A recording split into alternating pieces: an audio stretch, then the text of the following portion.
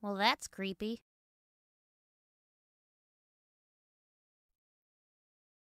Growing up, I always wanted to be a mermaid. I think a lot of children have the same wish. I believed firmly that mermaid was an occupation that I could be. Once I was old enough, I imagined growing a long, chubby tail with glittering scales. I had dreams of gliding effortlessly through the water. Maybe I would grow tendrils of beautiful red hair that fell all the way down to the ground. I looked forward for the day when I would be a real-life, official mermaid. My family lived right on the rocks by the ocean. It was a beautiful setting to grow up in. I know now that people would kill for a home on the water. The sea breeze would whip by my face each day. It always smelled like fresh rain. I spent most of my time on the beach collecting shells or building fairy huts in the sand. Dolphins were everywhere, chattering to each other. There was beautifully colored fish and other adorable sea creatures. It was paradise. I had 4 sisters with whom I'd spend all my time. Each was older than me and much more mature. Even so, they entertained my mermaid fantasy by helping me build elaborate seaweed tails. One would pretend to be a drowning prince, and I would rescue them. We'd all cheer as I saved the long-lost prince. I loved to be held in their arms, laughing as they swum me around the tide.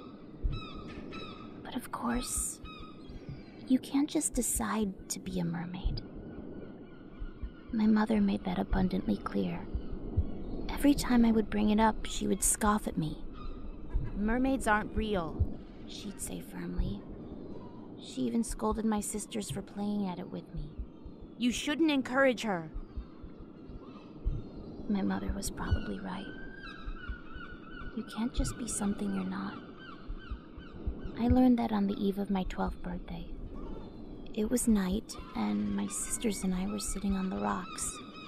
We basked in the glow of the moonlight. A ship approached. It was just a small fishing ship, most likely lost. I usually stayed quiet and watched as my sisters prepared dinner. But that night, my mother nodded at me. It was my time. I cleared my throat. My breath tasted of rotted fish and salt. I opened my mouth and began singing. My voice echoed across the beach. To my ears, it sounded like the call of a dying animal. It pitched and fell awkwardly. My sisters were smiling. The terrible tone of my singing drove the animals from the shore. To the captain, though, my song sounded beautiful. He looked out across the water to see me, a young girl, resting upon a boulder. In his eyes, I was radiant. Perhaps I had the long red hair like the mermaid I wanted to be as a child. To him, my body was supple and young. My legs were spread innocently, beckoningly. He could not resist the combination of my beauty and my song. In reality, I wore the skin of a dead girl. My pointed teeth careened against the reptilian shape of my head. Like my mother, I had 3 armored tails that crashed against the water. My hands curled like claws. The second mouth was open and chomping where my stomach might have been. Putrid fins darted along my torso. Of my sisters, I was the most hideous. If they had loved me less, they might have been jealous. But like all men before him, the captain could only see what we wanted him to. He rowed his ship as long as he could before the need overtook him. He dove into the water. He swam against the current, eager to reach his vision of the naked girl. I kept singing. Soon my sisters joined me, our horrible cries making ripples on the ocean's surface. The man never made it to us.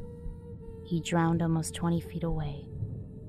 It was so comforting to see the milk-white corpse bobbing in the moonlight. My mother smiled at me with her second mouth. You did well, daughter. Now go fetch the body for supper. Sometimes, I still miss those childhood dreams of being a mermaid. But truthfully, I wouldn't want to change who I am now. It is much more fun to watch people drown than it is to save them.